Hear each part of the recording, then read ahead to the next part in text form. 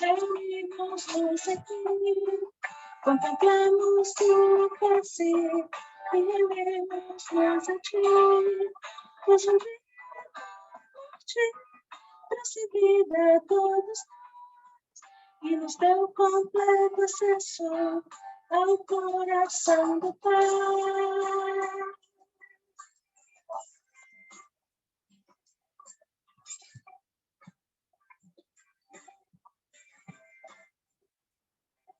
Jesus, em tua presença, reunimos-nos aqui, contemplamos tua face e rendemos-nos a ti, pois um dia desta vida a todos nós e nos deu completo acesso ao coração do Pai. E o véu que separava já não separa mais. A luz que outrora foi apagada, agora brilha e cada dia brilha mais. Só pra te adorar e fazer teu nome grande e te dar o louvor que é devido. Estamos nós aqui.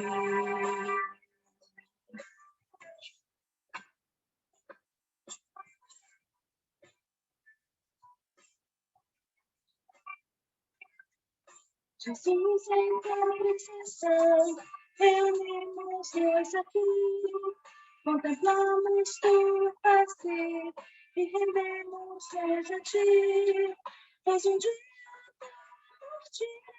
trouxe vida a todos e nos deu completo acesso ao coração do Pai. E o véu que separava já não separa mais. A luz que outrora apagada agora brilha e cada dia brilha mais. Só pra te adorar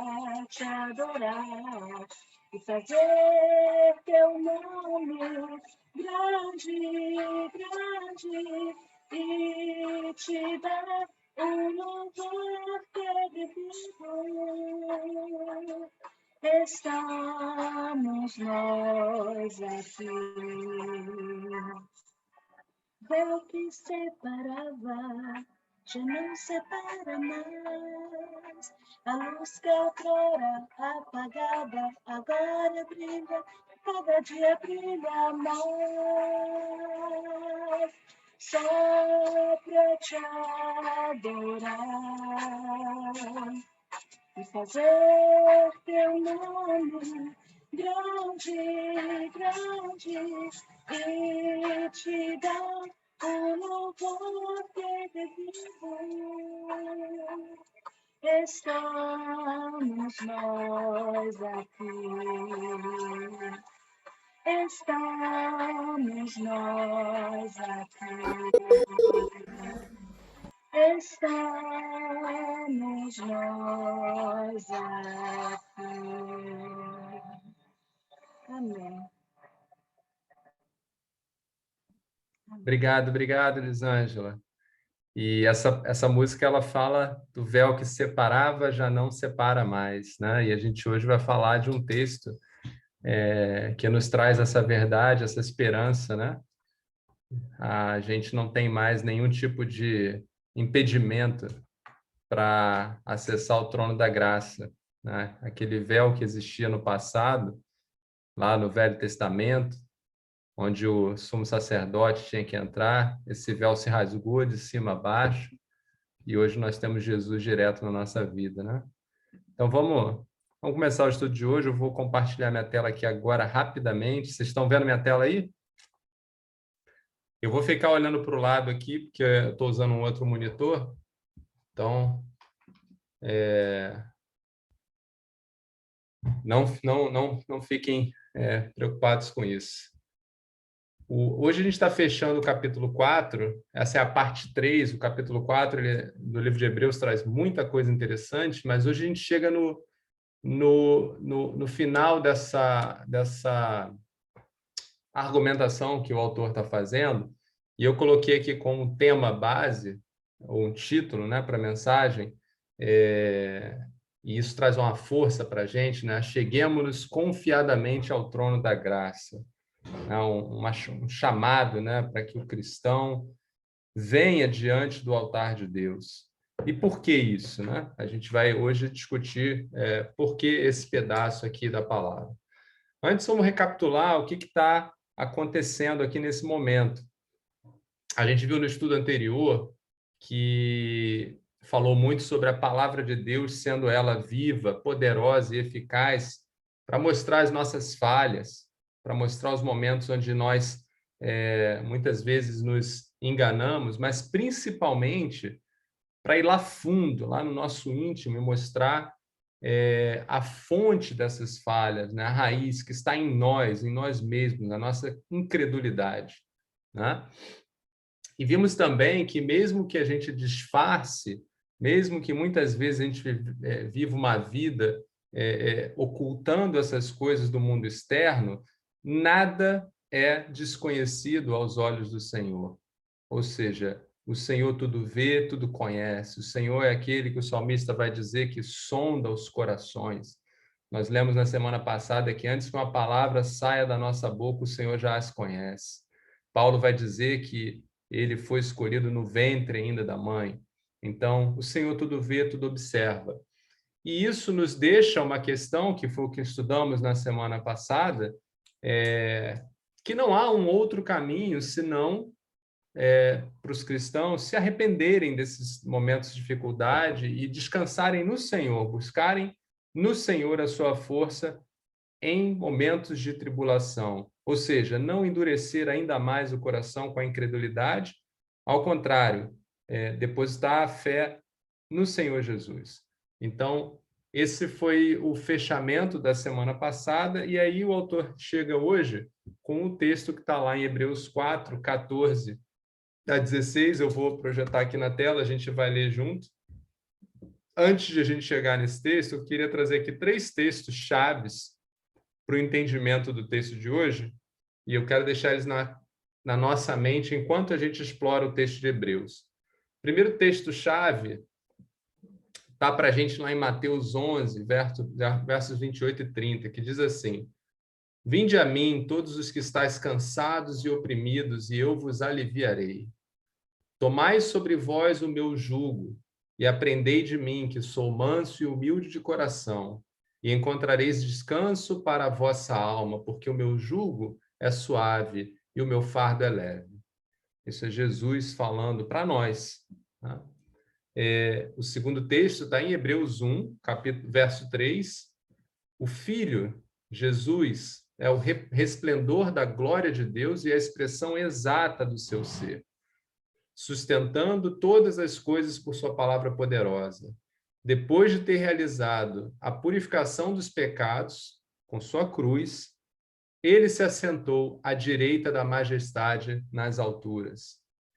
E, finalmente, um dos versos chaves para hoje está lá em Timóteo, 1 Timóteo 2,5, porque há um só Deus e um só mediador entre Deus e os homens, Jesus Cristo, homem, Jesus Cristo, o Senhor.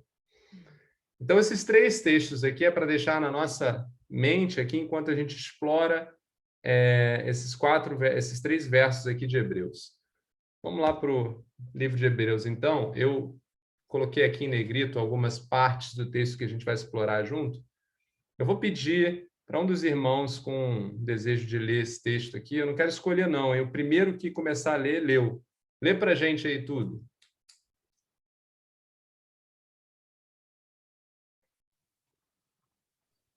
Portanto, visto que temos um grande sumo sacerdote que adentrou os céus, Jesus, o Filho de Deus, apeguemo-nos com toda a firmeza à fé que professamos, pois não temos um sumo sacerdote que não possa compadecer-se das nossas fraquezas, mas sim alguém que, como nós, passou por todo tipo de tentação, porém sem pecado. Assim sendo, aproximemo-nos do trono da graça com toda a confiança, a fim de recebermos misericórdia e encontrarmos graça, que nos ajude no momento da necessidade. Hebreus 4, 14 a 16. Amém. Bom, esse texto aqui, final, ele fecha uma sequência de argumentações que começa lá no capítulo 2, onde o autor vem trazendo para esses irmãos que estão ali no momento de perseguição, no momento de tentação, eles estão diante da possibilidade de se afastar de Deus, de voltar às suas raízes, e o autor os alerta para que eles não façam isso, para que eles não endureçam o coração, para que eles não caiam nessa tentação, para que eles não deem voz à incredulidade que aquele povo no deserto, no período da tentação, eles apresentaram aquela incredulidade e, por conta da incredulidade, eles ficaram fora da terra prometida. Então, o autor está fazendo aqui um apelo em relação à incredulidade. E aqui o autor vai fechar essa argumentação explicando o porquê, por que ele entende, né? Quais são as razões que ele enxerga. Por isso que ele começa aqui com portanto. Quais são as razões que ele enxerga que nós não devemos fazer isso e, ao invés disso, nós depositarmos a nossa fé em Jesus, ou seja, fazer um passo contrário. Então, a tensão que a gente encontra aqui nesse texto, esse texto aqui ele é uma resposta à incredulidade que é apresentada até esse momento, né?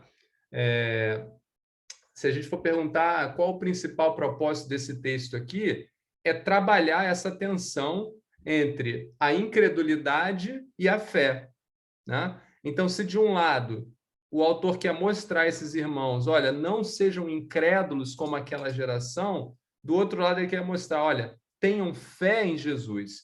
E ele vai argumentar o porquê essa fé em Jesus, eu diria mais, por que essa fé em Jesus ela não só é relevante e importante, mas também o que seria essa fé em Jesus? Por que Jesus é digno de recebê-la, né? Por que Jesus é o único a quem nós deveríamos ter fé para, nesses momentos de dificuldade, de tribulação? Por que nós não deveríamos fazer como aqueles irmãos?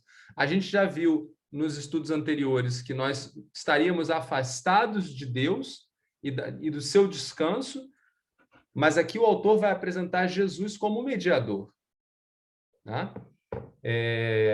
E aqui eu peguei um texto importante. Então, esse texto, para mim, esses 3 versos, eles vão falar muito sobre a fé que nós temos que perseverar em Cristo. E lá eu não peguei referência aqui, mas acho que está em Mateus 8. Eu não peguei referência, mas depois eu pego e passo para vocês. Acho que está em Mateus ou Lucas, agora eu não vou lembrar o verso aqui, mas Jesus diz assim, ó: digo-vos que depressa lhes fará justiça. Quando, porém, vier o Filho do Homem, porventura achará fé na terra? Isso é o que Jesus falando, né, no momento ali, conversa com os fariseus, os discípulos, ele, porventura, encontrará o Filho de Deus, o Filho do Homem aqui é Jesus, né? Quando ele voltar, ele encontrará fé na terra. Repara que fé aqui é um ponto extremamente relevante na vida do cristão, e nós vimos isso, né? A fé é o caminho pelo qual nós participamos de Cristo. Lá, se a gente voltar no capítulo 3, logo no início, e no capítulo 4 também no início, vai falar ali que a fé é a nossa confissão. Lucas 18. Gabi achou a referência aqui, está em Lucas 18, 8. A fé é a demonstração, né, da nossa caminhada com o Senhor, né? E ela é necessária dia a dia. Então, aqui o autor, com esses 3 versos, ele vai fazer essa tensão, né, esse choque de ideias aqui entre a incredulidade, que ele já mostrou nos versos anteriores como sendo um destino de afastamento completo do homem com Deus, e ele vai mostrar que a fé em Jesus como sendo o caminho, e ele vai agora explicar por que Jesus? Por que Jesus é digno dessa fé? Por que ele é o nosso único caminho? Então, ele vai começar a explicar aqui agora uma coisa que para a gente é um pouco, talvez, difícil de pegar, a questão do sacerdócio de Jesus. Lembra que a gente, quando começa o capítulo 3, perdão, o autor ele faz essa comparação de Jesus com Moisés e Arão, onde ele diz que Jesus é o apóstolo e sumo sacerdote. E aqui, de novo, lembrando o histórico, essa carta é escrita para judeus. Então, os judeus não têm problema em entender o serviço do sumo sacerdote, ou o que é o sumo sacerdote. Mas nós, os gentios, nós não temos esse conhecimento do sacerdócio.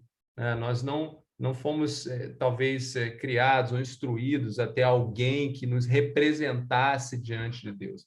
Mas, resumidamente, enquanto o apóstolo é aquele quem foi confiada a mensagem de Deus, a palavra de Deus, as instruções de Deus, por isso que Moisés é quem recebe as tábuas da lei, ao sacerdote foi confiado a mediação entre Deus e os homens. Era o sacerdote, e principalmente o sumo sacerdote, que fazia, lá no livro de Levíticos, capítulo 16, vamos ver toda a história lá, era o sumo sacerdote que fazia a propiciação dos pecados. Era o sumo sacerdote que intercedia a Deus pelos homens. Então, no Velho Testamento, não havia espaço para que o homem buscasse a Deus sem que fosse pelo sumo sacerdote. Deus era acessível e sempre foi a vários homens, mas era estabelecido naquela aliança, aliança mosaica, que o sumo sacerdote ele era escolhido por Deus para esse papel. Tá? Então, a estrutura desses 3 versos aqui é muito simples de acompanhar. Aliás, o meu papel aqui hoje é não estragar a beleza desse texto, porque esse texto é lindo por si só e acho que a gente podia até parar só na leitura dele, né? Ler ele 10 vezes que é perfeito. Mas, se eu puder fazer alguns comentários, esse texto para mim é dividido aqui em 3 partes, muito bem definidas. Ele vai mostrar, no primeiro verso, que Jesus é o fiel representante de Deus. Não há ninguém, não há condição nenhuma de alguém ter conhecimento de Deus como Jesus tem. Para resumir a história, Jesus é Deus, né? Jesus fala diversas vezes, quem vê a mim, vê o Pai. Então, Jesus é o fiel representante. Lá no capítulo 3, no início do capítulo... Perdão, a gente leu, né, como um verso-chave aqui, Hebreus 1:3, o texto diz o quê? O Filho, Jesus, é resplendor da glória de Deus e a expressão exata do seu ser. E a palavra exata não deixa, não é 99 pontos, é exato. Ou seja, Jesus é tudo aquilo que Deus é em essência. Então, Jesus conhece todos os planos de Deus, Jesus conhece o que Deus espera. Então, ele é aquele que fielmente representa, se a gente puder colocar em termos legais aqui, os desejos de Deus, os planos de Deus. Ele conhece Deus e ele representa fielmente. O próximo ponto na argumentação desse autor vai ser que Jesus também é o fiel representante dos homens. Então, o autor vai levantar aqui a questão de que Jesus nos conhece e se sensibiliza conosco de uma forma que vai além de nós mesmos. Ele conhece tanto a nós e ele fez tanto por nós que ele é o fiel representante dos homens. Se nós pudéssemos escolher e eleger alguém que nos representasse, né, que nos conhecesse, aqui eu não estou falando ainda da mediação de Jesus com Deus, a mediação do homem com Deus, aqui eu estou falando só de conhecimento do homem. E o texto vai explicar por que Jesus ele é esse fiel representante. A gente vai estudar aqui a questão da tentação. Jesus foi tentado, e a gente vai ver que ele foi tentado de uma forma muito mais dura, muito mais profunda, que qualquer um de nós vai ser tentado. A palavra de Deus diz que nós não somos tentados além daquilo que podemos carregar, né? Quem puder achar o verso aí, Gabi, que gosta. A Gabi é minha ajudadora aqui, vai achar o verso para a gente, mas a palavra de Deus diz que nós não recebemos uma carga que não podemos sustentar, porque se assim fosse, nós já estaríamos consumidos, né? Mas Jesus recebeu carga máxima e Jesus não pecou em momento nenhum. E a gente vai desempacotar essa ideia. E, finalmente, lá no verso 16, o autor vai dizer, ele vai fazer um apelo, né, mais uma vez, falar, meus irmãos,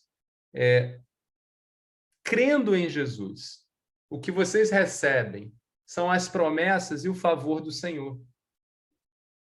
Né? Ou seja, se a gente puder, ele vai usar duas palavras que são lindas, que é misericórdia e graça. Nós recebemos aqui promessas, vamos traduzir as misericórdias como promessa, como esperança. São as esperanças e os cuidados de Deus. Então, ele fecha essa argumentação dizendo, olha, Jesus é o fiel representante de Deus e ele é o fiel representante dos homens. E ele, como mediador, através da fé, nos permite ter acesso às promessas e o favor de Deus. 1 Coríntios 10, 13. Gabi vai ler 1 Coríntios 10, 13 para nós, falando sobre... não, guarda aí, Bi, que eu vou pedir na hora certa, quando eu estiver falando. Então, vamos lá ler o texto agora em partes, para a gente explorar um pouquinho mais. Jesus como fiel representante de Deus, né? E aqui como referência, lá em Hebreus 1, que a gente já leu, né? Depois eu vou dar uma explicaçãozinha em Levíticos 16, vocês vão entender. Portanto, visto que temos um grande sumo sacerdote que adentrou os céus, Jesus, o Filho de Deus, apeguemo-nos com toda a firmeza à fé que professamos. Bom, aqui fala mais uma vez do grande sumo sacerdote. Essa questão do sumo sacerdote, do sacerdócio, ela está lá em Levíticos 16. Vou relembrar rapidamente, mas os irmãos conhecem. No pacto mosaico, Deus permitia que o sumo sacerdote ele fizesse expiação uma vez por ano pelos pecados de toda a sociedade, de todo o povo. Né? Para isso, ele levava lá 2 bodes, um bode que era sacrificado e o outro que era liberto, como sinal de que o que era liberto, Deus estava levando para longe todos os pecados, estava tirando os pecados daquele povo, né? E aquele que era sacrificado era o símbolo do sangue que purificava. Né? E esse sacerdote, ele era escolhido por Deus, Arão foi escolhido, o sumo sacerdote, e ele vinha da tribo de Levi, enfim, tinha uma série de especificações, tem todo um desenvolvimento ali que explicava como era esse sumo sacerdote. Mas a principal coisa aqui, acho que o principal ponto relevante aqui é que esse sacerdote, ele era um homem falho. O próprio texto em Levíticos nos mostra isso, porque antes desse sacerdote fazer a propiciação dos pecados pelo aquele povo, ele precisava fazer a propiciação por ele primeiro. Aliás, esse sacerdote, esse sumo sacerdote, se ele estivesse em pecado e adentrasse ali no Santo dos Santos, que era a área do tabernáculo onde Deus se fazia presente no meio do povo, ele era fulminado. E ele precisava ser arrastado para fora. Então, esse sumo sacerdote, ele precisava fazer expiação pelos seus próprios pecados para ser capaz de ser ouvido por Deus pelos pecados dos homens.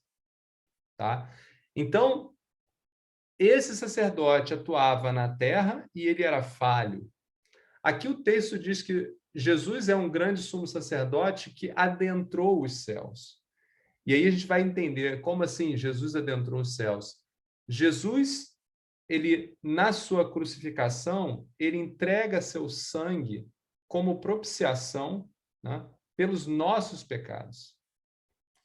E Jesus também recebe sobre si os nossos pecados. Então, os nossos pecados são, nesse momento, eternamente removidos de nós, eles recaem sobre Jesus, e com sua morte, seu sangue nos purifica. Nós cantamos isso, né? Teu Sim. sangue... Lava-nos a lama. Quer dar uma palhinha, Gabi? Ó. Sangue de Jesus nos purifica, né? A Gabi vai cantar depois, estou preparando ela para isso. Sangue de Jesus nos purifica, né? Semelhantemente àquele sangue que foi derramado pelas ofertas, pelas propiciações que eram feitas na época dos sacrifícios. Porém, esse sacrifício de Jesus na cruz, ele tem um caráter eterno. Ele tem um caráter de não haver mais necessidade de sacrifícios. O sangue de Jesus, porque Jesus vive, nos purifica para sempre, né? E a coisa mais impressionante, ela vem depois, ela vem aqui, ó. E Jesus, com esse ato, com sua cruz, ele é exaltado, ele é elevado, e com isso ele adentra os céus. E o texto diz lá em Hebreus 1, né, que ele está sentado à direita de Deus. Diferentemente, os sacerdotes, eles entravam apenas uma vez ao ano, na presença ali dos santos dos santos. Mas durante todos os outros dias do ano eles estavam fora. Mas Jesus está constantemente na presença de Deus. Então aqui a gente já vê que Jesus ele está ao lado daquele que é o nosso grande destino, né? O nosso grande descanso, o próprio Deus. E isso faz de Jesus um grande conhecedor de Deus. Jesus vai dizer, inclusive, em alguns, acho que em Mateus também, ou em Lucas, que ninguém foi ao céu para ver Deus, só conhece Deus aquele que veio do céu.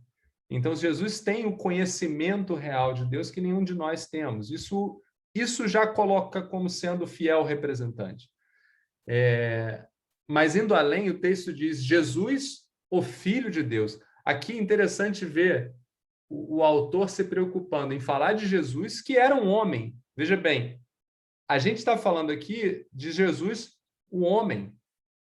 Tinha um nome, Jesus de Nazaré, Jesus, o filho de Maria e José, que esses judeus conheciam a sua linhagem, a sua genealogia, né? Mas o texto coloca Jesus ao lado do outro título de Jesus, o Filho de Deus, ou seja, mostrando que Jesus também é Deus. Ele é o Filho do Deus Altíssimo, né? Ele tem se a gente puder dizer assim, né? O DNA divino. Ele não é como o sumo sacerdote escolhido dentre os homens. Então, essa é uma outra característica. Isso vai nos explicar, lá na frente, a natureza de Jesus sendo tentado, porém não pecando, né? Mas a gente vai falar e vai explorar isso mais lá na frente. E aí o texto vai completar aqui dizendo: apeguemo-nos com toda a firmeza à fé que professamos. Por quê? Porque nós sabemos, e o autor, durante os dois, aliás, durante todos os capítulos anteriores, reforça que é a fé em Cristo que nos faz participantes dele, né? Então, o autor aqui ele fala: olha, Jesus é um fiel representante de Deus, e se nos apegarmos à fé que temos nele, né, teremos ele como nosso fiel representante com Deus. Mas sem fé em quem ele é, nessa perspectiva, como representante de Deus, nós não o teremos. Sem fé nele, não o teremos. O segundo ponto aqui é Jesus como fiel representante dos homens. E o texto diz assim: pois não temos um sumo sacerdote que não possa compadecer-se das nossas fraquezas, mas sim alguém que, como nós, passou por todo tipo de tentação, porém sem pecado. Os textos que nos dão base para entender, primeiro, como o autor pode dizer que Jesus é como nós, né? E como ele passou por nossas tentações. A gente pode ler lá em Isaías 53, em Filipenses 2, tem vários outros textos que mostram, mas eu gosto muito de Isaías 53 porque a descrição, a descrição de Jesus ali em Isaías 53, ela é muito próxima da realidade de muitos homens, quando passam por injustiça, quando passam por situações de tribulação. Se alguém puder ler para a gente lá o iniciozinho de Isaías 53, do verso 2 até o verso 10, só para a gente entender um pouquinho dessa semelhança de Jesus como homem, como ele de fato era. Alguém já está lá? Senão a Gabi vai ler aqui. Eu estou aqui. Do 2 ao 10? Do 2 ao 10 é suficiente. Tá bom. Ele cresceu diante dele como um broto tenro, como uma raiz saída de uma terra seca. Ele não tinha qualquer beleza ou majestade que nos atraísse. Nada havia em sua aparência para que o desejássemos. Foi desprezado e rejeitado pelos homens, um homem de dores e experimentado no sofrimento. Como alguém de quem os homens escondem o rosto, foi desprezado, e nós não o tínhamos em estima. Certamente ele tomou sobre si as nossas enfermidades e sobre si levou as nossas doenças. Contudo, nós o consideramos castigado por Deus atingido e afligido. Mas ele foi transpassado por causa das nossas transgressões, foi esmagado por causa das nossas iniquidades. O castigo que nos trouxe paz estava sobre ele, e pelas suas feridas fomos curados. Todos nós, tal qual ovelhas, nos desviamos.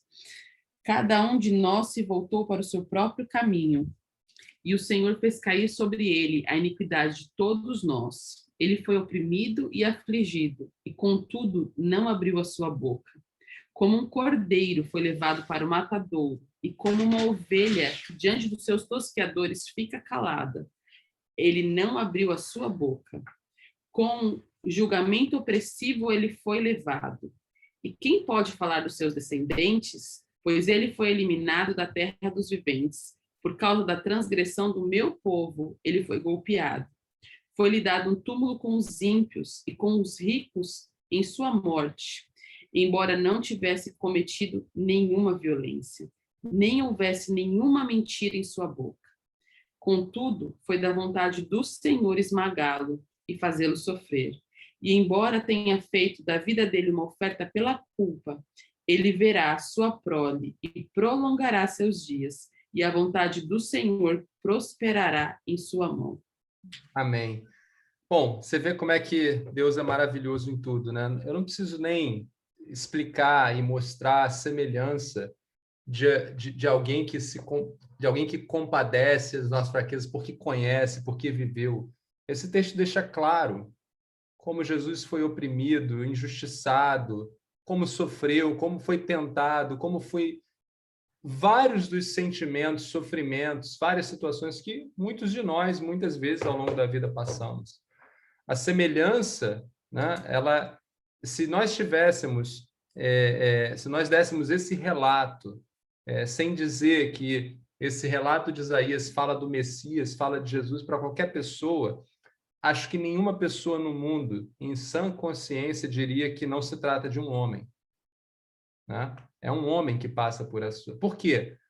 Porque nós percebemos a semelhança. Nós temos esses sofrimentos, essas tribulações, não todas juntas, né? Repara, até aí mostra o quanto Jesus foi tentado, o quanto ele passou, e o texto deixa claro ali a santidade de Jesus, deixa claro ali a sua obediência ao Pai. Muitas vezes ele não abriu a boca, ele não buscou justiça, em tudo ele foi obediente. Então, o que o autor está dizendo aqui é Jesus ele é fiel representante dos homens. Se a gente for lá em Filipenses 2, mostra sob a perspectiva agora de Jesus deixando toda a sua glória, né? E se fazendo achar em corpo humano e vivendo no meio de nós e como um de nós, não buscando glória, muito pelo contrário, indo a morrer e morte de cruz. Então, o texto aqui nos reflete, né, nos faz refletir em Jesus como esse Deus, fiel representante de Deus, que também nos conhece e compadece das nossas fraquezas, de modo que ele é, sim, o nosso fiel representante. Eu quero dar mais uma perspectiva aqui, depois eu vou abrir para algum comentário, mas a outra perspectiva que eu quero dar, que eu já falei algumas vezes, é quando a gente fala que Jesus ele compadece das nossas fraquezas, porque ele as conhece, esse texto de Isaías mostra como ele conhece por ter sofrido, né? Mas a gente não pode deixar de conhecer ou de entender que Jesus também conhece porque ele estava lá quando fomos criados. Nós fomos feitos à sua imagem e semelhança. A imagem de Jesus Cristo, de Deus, o homem foi feito. Então, Jesus também nos conhece porque foi ele quem nos concebeu para um relacionamento com ele. Então, ele nos conhece por ter nos criado e ele nos conhece porque ele, como um de nós, experimentou todas as emoções, todas as condições físicas que nós experimentamos. E indo um pouquinho além, aí já não está no texto, mas eu diria que está no meu entendimento, por isso que agora eu quero o texto da Gabi. Lê para a gente lá o texto de Lucas. Lucas ou Coríntios? Agora... Coríntios, perdeu de Coríntios? Então, quando a Gabi acha aqui de novo, eu entendo que nós, muitas vezes, somos tentados em diversas áreas da nossa vida, passamos por dificuldades, mas as tentações que recaem sobre nós, até dito na palavra, elas não são a ponto, né, de nos fazer, de nos derrotar completamente. Elas são no limite da nossa capacidade. Lê para a gente o texto, Bia. Não sobreveio a vocês tentação que não fosse comum aos homens. E Deus é fiel, ele não permitirá que vocês sejam tentados além do que podem suportar. Mas quando forem tentados, ele mesmo providenciará um escape para que possam suportar.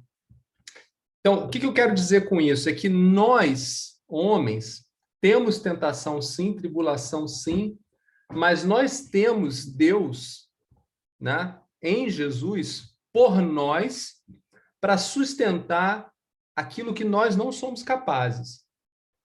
Porém, Jesus foi tentado no extremo. Jesus, quando foi tentado, se eu puder trazer essa figura para a gente, é como se, vamos dizer assim, em fome, nós somos tentados ali em 10%, 15%, com 20% a gente pira de fome, e aí a gente comete pecado, né? Jesus foi tentado a 20%, 30%, 1000%, 1 milhão por cento, 100 milhões por cento, e Jesus sempre resistiu. Ele não pecaria. Você entende? Ele não só conhece, mas ele foi tentado num limite que nós não seremos. Porque a palavra de Deus nos garante que Deus está conosco ali para segurar o peso daquilo que nós não somos capazes. Porque se a tentação viesse sobre nós, da mesma forma que ela veio sobre Jesus, nós, sem a proteção de Deus, sem o cuidado de Deus, nós simplesmente não conseguiríamos. Iríamos, toda hora que viesse tentação, cairíamos. Toda hora. É Deus em Jesus que nos sustenta, muitas vezes, quando temos tentação. Porém, Jesus foi tentado ao extremo, em todos esses momentos, né? Por isso que a gente fala que no máximo do sofrimento de Jesus, nós nunca vamos passar, que foi Jesus estar afastado de Deus, né? Jesus que conheceu a Deus durante toda a eternidade por uma fração de espaço-tempo que não vamos explicar. Ele mesmo fala, Senhor, Senhor, por que me desamparasse, né? Porque me esqueceu aqui, né? Esse sofrimento, o peso desse sofrimento, nós não temos condições nem de imaginar. E se caísse sobre nós, seríamos, né, destruídos ali em segundos. Então, Jesus, como representante dos homens, ele é perfeito, tá? Ele nos criou, ele conhece das nossas fraquezas, das nossas necessidades, das nossas limitações, e ele as conhece no limite. Muito além do que um dia nós vamos conhecer. Então o que é sofrer a dor de uma perda?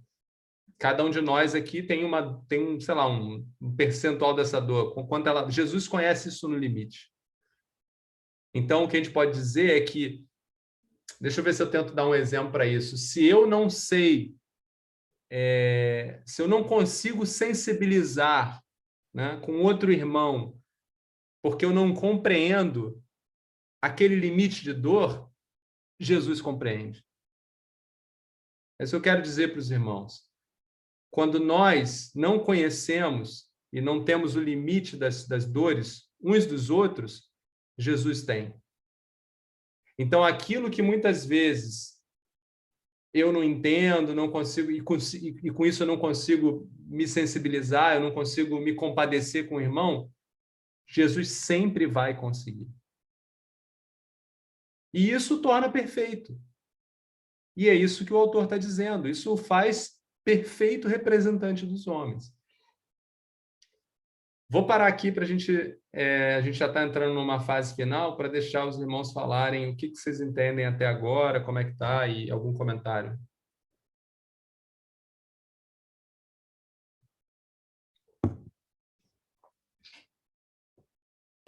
Demetrio, é mais num tom de pergunta, né? Nessa mesma linha que você estava falando sobre a questão da tentação. Eu estava comentando esses dias no grupo da família exatamente isso, né? Surgiu uma brincadeira, a gente estava falando sobre trabalho, e aí alguém falou assim, fulano está muito nervoso com Adão e Eva, né? Eu falei, mas por quê?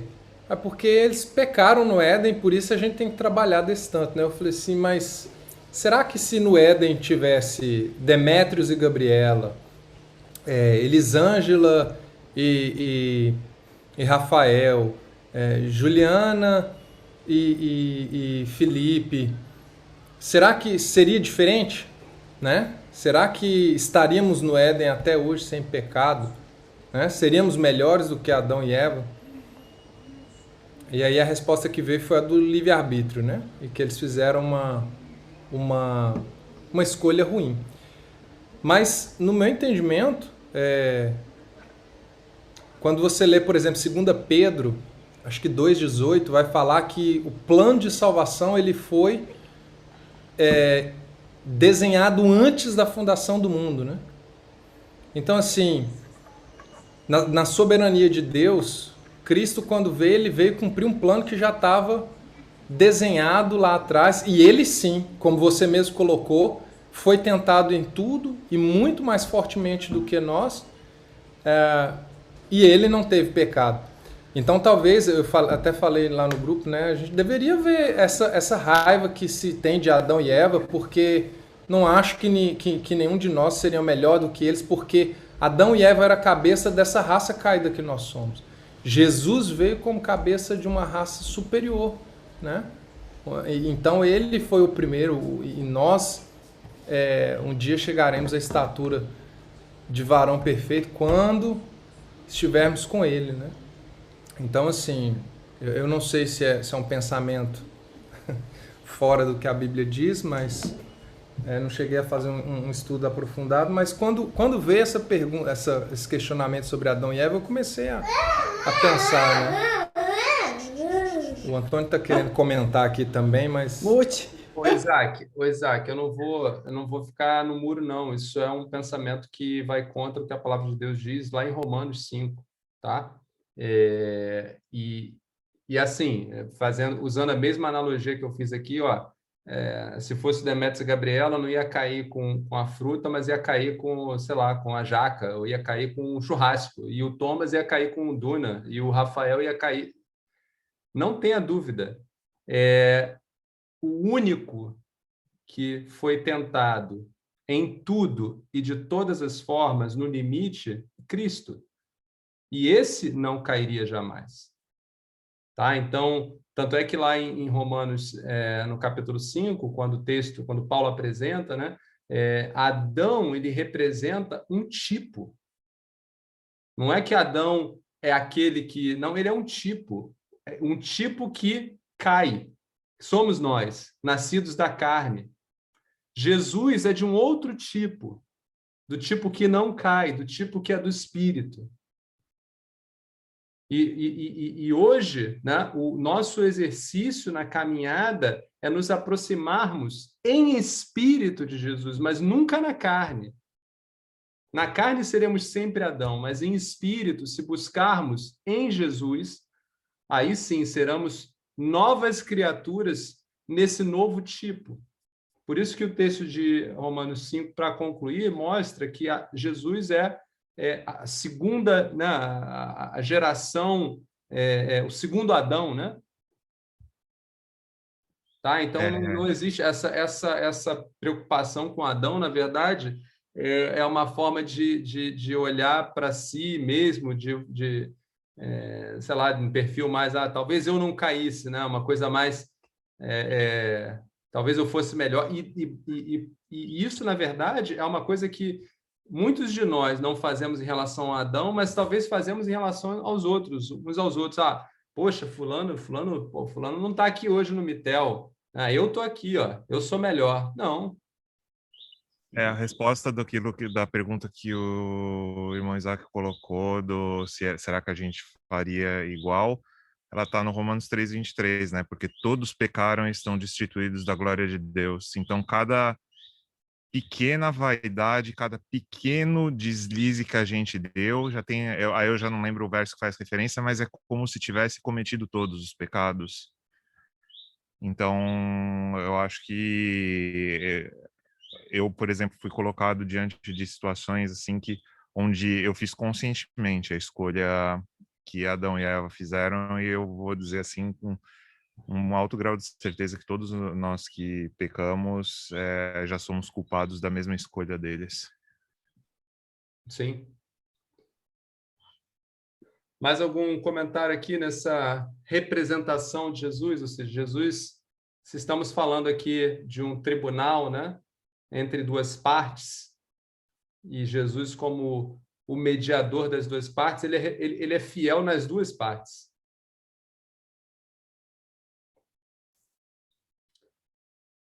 O Isaac só está lembrando de uma frase que eu citei esses dias para trás, eu estava tentando lembrar, que é: eu não estava no Éden para comer a maçã, não fui eu que tomei a decisão, mas... também não estava na cruz para receber a graça. Eu também não estava na cruz. Né? É algo mais ou menos assim, porque tem muita gente que fala assim, mas foi Adão que pecou, não fui eu nem estava no Éden, por que eu estou sendo culpado? Mas também não foi eu quem me salvei, quem me livrei dessa culpa. Foi Cristo, porque eu não estava na cruz do Calvário. É algo que dá mais ou menos essa ideia, né? Exatamente. A ideia dos dois tipos, né? Então, acho que o ponto aí é se você acha que é melhor que o primeiro tipo, com certeza você é pior do que o segundo. Né? Então, cuidado com... Né? Então, continuando aqui, então, o que o autor vai fazer? Né? A gente já viu aqui, o autor está dizendo que Jesus é o fiel representante de duas partes. Então, eu vou voltar aqui e vou falar um pouquinho da fé de novo. Então, o que ele nos sugere? Né? Meus irmãos, se apeguem a Jesus. Tomem posse de Jesus. O texto diz aqui, apeguemos-nos com toda a firmeza. Em outras traduções diz, vamos confiadamente. Em outras traduções diz, ousadamente. É tipo assim, cara, você não vai ter alguém melhor. Jesus é o que é. Jesus, ele conhece você mais do que você mesmo. Ele conhece Deus como Deus, porque ele é Deus. Logo, no teu momento de dificuldade, no teu momento de tribulação, no teu momento de desespero, não importa qual momento você tenha. Não vai pro lado, não. Não procura na figura A, na figura B, não procura em você próprio, não procura em lugar nenhum. Procura onde? Em Jesus. E é isso que ele vai concluir, né? No terceiro bloco aqui, no verso 16. Ele fala, então, meus irmãos, aproximem-se do trono da graça. Né? O trono da graça aqui é próprio Cristo. É o trono de Deus, é o trono onde Jesus está à direita de Deus. Aproximem-se de lá. E com toda confiança. Por que o texto diz com toda confiança? Confiança porque nós sabemos que quem está ao lado de Deus é quem? Jesus. Jesus me conhece e conhece a Deus.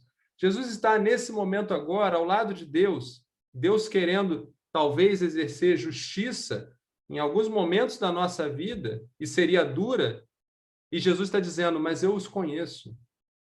Eles são meus. Você consegue perceber isso? E hoje, quando estava estudando isso, e estava refletindo nesse texto, fala, Jesus está lá agora, olhando por cada um de nós aqui nas nossas escolhas que são horrorosas, muitas vezes.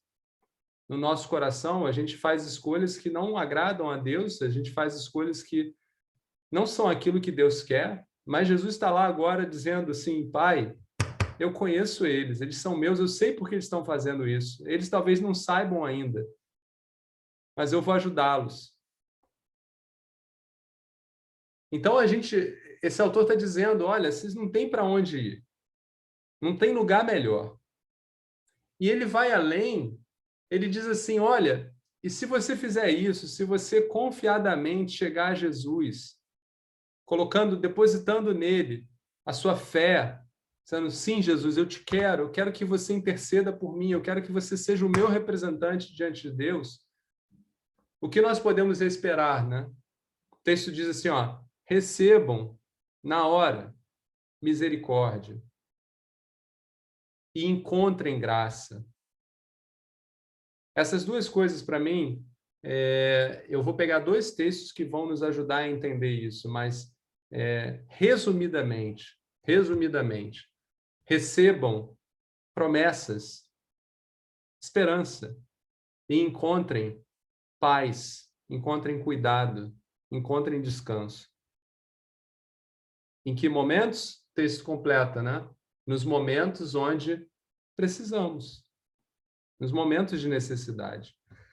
Olha o que o texto diz lá em Lamentações a respeito de misericórdia. Eu não vou ler o texto todo, não, eu vou pular umas partes aqui, mas esse texto é lindo demais. Ele começa dizendo, as misericórdias do Senhor são a causa de não sermos consumidos, porque as suas misericórdias não têm fim. E, irmãos, misericórdia é algo, se a gente for entender, né, é algo que nós, assim como a graça, não merecemos. O que é misericórdia? Se a gente pegar uma figura aqui, é alguém que cometeu um crime ou alguma coisa que diante de uma certa lei deve ser punido. Então vamos pegar aqui um caso mais extremo, né? Imagina num reino onde, sei lá, roubar uma laranja, a pena é a morte. E você roubou essa laranja, né? E você tem lá o carrasco que vai decepar a sua cabeça. Isso aí é a regra do jogo. Você, quando estava naquela sociedade, aceitou a regra do jogo. Então você merece ter a cabeça decepada. Mas aí o rei, mesmo sabendo que você merece, ele tem autoridade, ele é, né, a última instância ali. E ele decide exercer misericórdia. O que é isso? Ele permite que você não morra, que você tenha vida, né? O texto aqui em Lamentações diz que Deus tem misericórdias que não têm fim. Isso não seria, nesse exemplo que eu dei, o rei acordou um dia, naquele dia ele exerceu misericórdia, mas nos outros nos outros você vai morrer. Não, Deus exerce misericórdia sobre nossa vida todos os dias, toda hora, todo momento. Isso é que significa que Deus está lá no momento em que nós pedimos perdão e nos arrependemos, Deus tira da frente dele tudo aquilo que o desagrada. Ele esquece completamente, é o que a palavra diz, porque as misericórdias dele abundam na nossa vida. E o texto vai adiante e diz, ó, novas são cada manhã, grande é a tua fidelidade. A minha porção é o Senhor, diz a minha alma, portanto esperarei nele. Aí eu quero pular lá para o finalzinho, olha, para a gente entender legal isso. Pois ainda que entristeça a alguém, usará de compaixão segundo a grandeza das suas misericórdias, porque não agrada a Deus, nem entristece de bom grado, não aflige nem entristece de bom grado aos filhos dos homens. Então, olha, o texto está dizendo aqui é que Deus não se agrada no nosso sofrimento. Ele fica feliz quando estamos tristes e sofrendo. Deus não tem prazer, embora muitas vezes nós merecemos justiça. Mas Deus não tem prazer nisso, não tem alegria nisso. E porque ele não tem prazer e não tem alegria, ele derrama as suas misericórdias diariamente sobre nós. Ele usa de compaixão e exerce misericórdia diariamente. Então, quando a gente volta lá para o texto, recebemos misericórdias do trono da graça, elas já estão lá o tempo inteiro, esperando por aqueles que aceitem a Jesus como seu Salvador. Essa é a primeira consequência. E as misericórdias aqui são as promessas do Senhor sobre nossa vida. Se você está numa situação de tribulação agora, você pode ter esperança em Deus. Pegando a mesma história que eu contei do reino aqui, uma coisa é você apelar para o rei de um determinado reino, que é passageiro, que vive nesse mundo natural, que não exerce misericórdia todo dia. Outra coisa é você ter o Criador, aquele que tem a vida, a morte, o universo, todas as coisas em suas mãos. O texto lá em Hebreus diz que Jesus é esse que sustenta todas as coisas pelo poder da sua palavra. Ele é o início e o fim de todas as coisas. E é esse rei que concede misericórdia para nós. Então, é algo muito superior, muito superior. E o texto vai além dizendo, olha, não só recebemos misericórdia, mas também encontramos graça. E encontrar graça é algo também interessante de se estudar. Lá em Coríntios 2, Paulo mostra como ele, Paulo, teve que aprender a viver pela graça.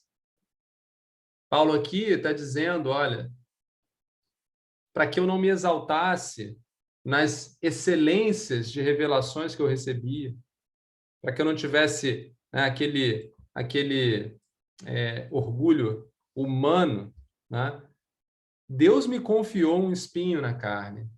Repara, isso aqui vai de novo, tem muito a ver com o texto que nós lemos lá em Lamentações. Deus não se agrada em fazer isso, mas é necessário, muitas vezes, para o nosso desenvolvimento. E aqui Paulo explica, olha, para que eu não me exaltasse, Deus me confiou aqui um espinho na carne, a saber, um mensageiro de Satanás para me esbofetear, a fim de não me exaltar. Tinha um propósito. Mas isso era uma tribulação para Paulo, tanto é que o texto diz, olha, acerca do qual 3 vezes orei ao Senhor para que se desviasse de mim. E o Senhor me disse, a minha graça te basta, porque o meu poder se aperfeiçoa na fraqueza, de boa vontade, pois me gloriarei nas minhas fraquezas, para que em mim habite o poder de Cristo. Paulo completa dizendo, porque sinto prazer nas fraquezas, nas injúrias, nas necessidades, nas perseguições, nas angústias, por amor de Cristo, porque quando estou fraco, então sou forte. A minha graça te basta. O que Deus está dizendo para Paulo? Paulo, caminhar na minha presença, caminhar sob os meus cuidados, caminhar com o meu favor, isso te basta, Paulo. Não há mais nada que você possa esperar que vá ser tão maravilhoso para você que o meu favor, que o meu cuidado, né? Então, lembrando para esses irmãos que estão lá,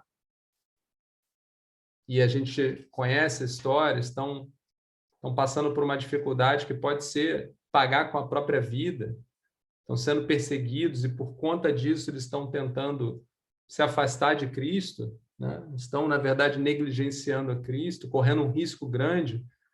O autor está dizendo, olha, é com Cristo que vocês terão, primeiro, esperança e cuidado. Cuidado no sentido de andar com Deus vai trazer para você paz que é inexplicável, vai trazer para você segurança, vai trazer para você promessas que vão te fortalecer. Andar sem Deus vai fazer você não ter referência, vai fazer você andar perdido, vai fazer você andar sem rumo, vai causar muito mais desgaste no seu andar, no seu viver. E o resultado disso é que, no limite, você vai perder tudo. Então, o autor está dizendo, olha, venham com confiança, porque Jesus é, sim, o fiel representante dos homens e de Deus. E ele espera por você, por meio da fé, para que você possa receber misericórdia e graça, que são necessárias nos momentos da dificuldade.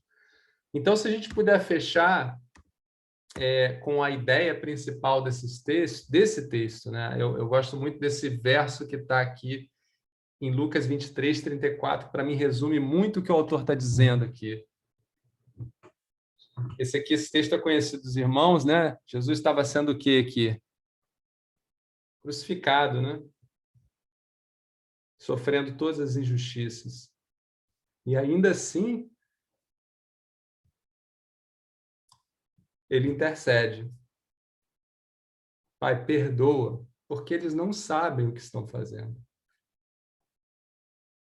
Esse é o Deus que nós servimos, né? Jesus é o mediador perfeito entre Deus e os homens. Portanto, diariamente exercitemos nossa fé, dia após dia no Senhor, e experimentemos a sua presença, que nos traz esperança e cuidado para sempre.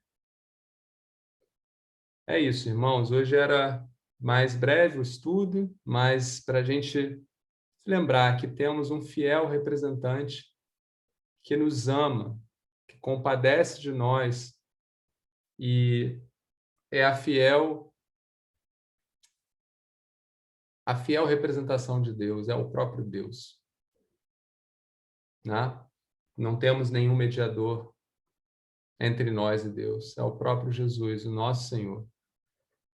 Que Deus nos abençoe, nos guarde, que a gente viva essa realidade na nossa vida dia após dia.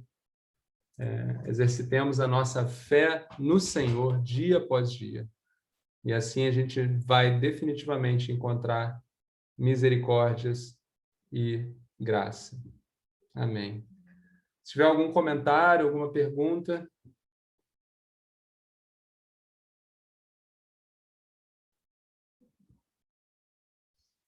Não botar nada no som aqui.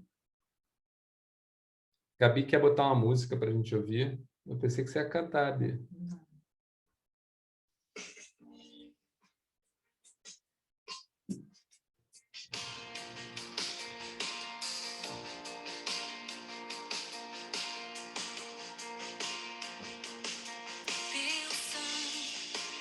Leva-me além a todas as alturas, onde ouço a tua voz, fala de tua justiça.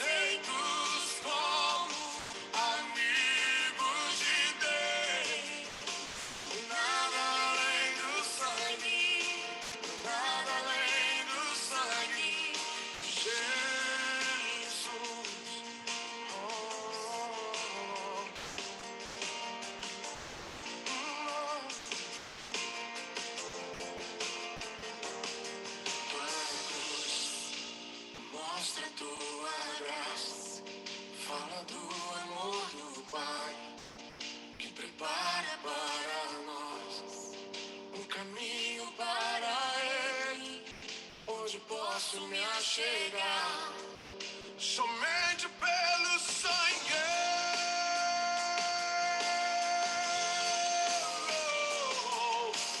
que nos lava dos pecados, que nos traz restauração. Nada além do sangue, nada além do sangue de Jesus, que nos faz brancos como a neve, aceitos como amigos de Deus. Nada além do sangue, não. Nada além do sangue de Jesus.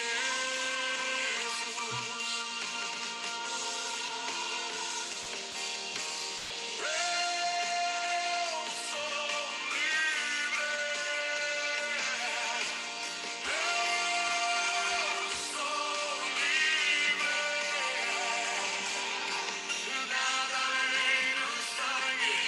Nada além do sangue de Jesus. Livre sou. Livre sou. Eu sou livre.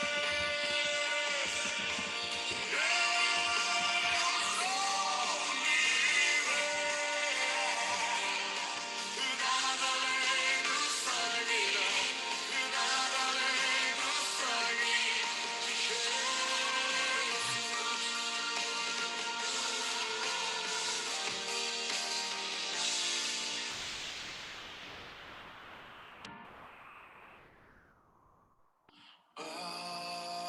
Alvo mais que a neve,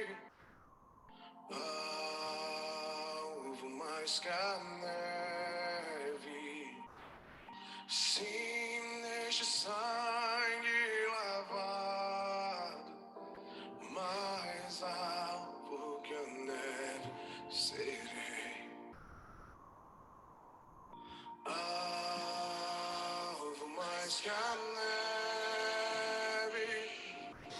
alvo mais que a neve.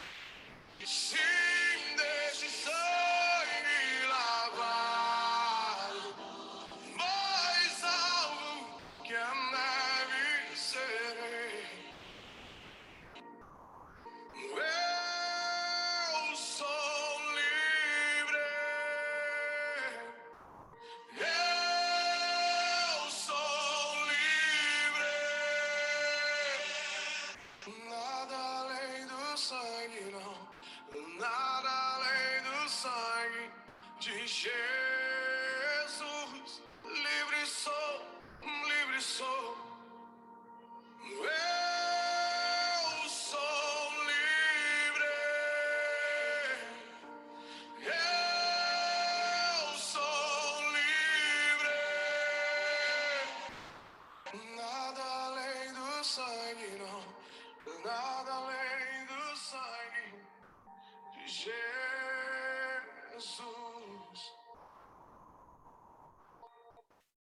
Amém. Amém.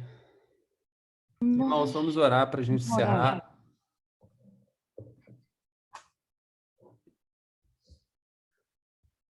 Eu vou orar para a gente encerrar. Se alguém tiver mais algum comentário, quiser falar, é agora ou nunca. Então vamos orar. Senhor, obrigado, Pai. Obrigado por nos permitir estar na Tua presença hoje e ouvir a Tua voz. Estar contigo, Senhor, e poder desfrutar da Tua sabedoria, da Tua santidade. Confiadamente, Pai, porque temos Jesus, nosso Senhor. Obrigado porque, pela cruz de nosso Senhor, hoje podemos, Pai, entoar louvores. Podemos orar e pedir, Pai, nos momentos de tribulação. Podemos ter esperança, Pai, que tu estás conosco. Foi somente pelo sangue do nosso Senhor que nós hoje estamos aqui. E é nesse sangue, Pai, que nós professamos a nossa fé dia a dia, Pai. Nós declaramos o quanto somos teus servos, o quanto queremos estar contigo. Nada nos separará, Pai, do teu amor. Eu te peço que o Senhor esteja visitando os nossos irmãos que nesse momento sofrem. Tu conheces cada um deles, Pai. Esteja ali, trazendo paz, trazendo calor, carinho aos corações. Também te peço que esteja com aqueles nossos irmãos que, porventura, estão negligenciando, Pai, essa maravilha que é estar contigo. Ó Pai, chama-os a Ti, Pai. Tu és um Deus que vai atrás da última ovelha, Senhor. Nós te clamamos, não deixe nossos irmãos se perderem nesse mundo de enganos. Nos ajude, nos prepare, nos capacite para que sejamos, Pai, teus agentes aqui, Senhor. Possamos resplandecer a tua glória, que possamos ser inspiração para a vida daqueles que, de uma certa forma, patinam, Senhor. De uma certa forma, não entendem a caminhada. Que nós possamos ajudá-los, Pai. E que nós possamos nos ajudar uns aos outros. Como igreja do Senhor. Que Cristo seja o nosso cabeça. E que sejamos seus servos, em nome de Jesus. Amém. Boa noite, meninos. Boa noite para os que estão no parque, para aqueles que vão comer um negocinho. Aqueles que vão comer um pato. Os patos se assustaram comigo, infelizmente. Não vai rolar Ó, pato de amanhã. Beijo grande. Tchau. Regressivo agora para a gente fazer o presencial, hein? É, sim. Demetrios, a gente então precisa conversar para ver a parte técnica e como que a gente vai Não, agir. tem que conversar nada não, eu já passei a missão, você que resolve agora. Eu já tenho uma ideia de como E ele fazer negocinho? aí, né? Não, o negocinho... O Ai, negocinho é o técnico, o outro negocinho. a Lohane falou que se você resolver lá a questão técnica lá, vai ter pão de queijo, né, Lô? Vai ter...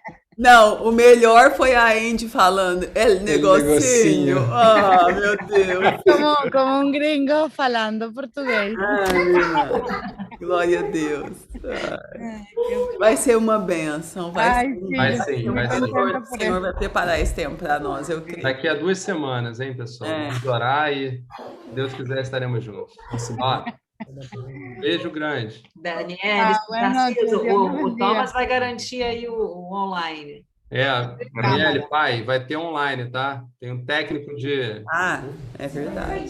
O Thomas vai, né? Já delegamos para o Thomas. Tá tranquilo. Já estão os testigos.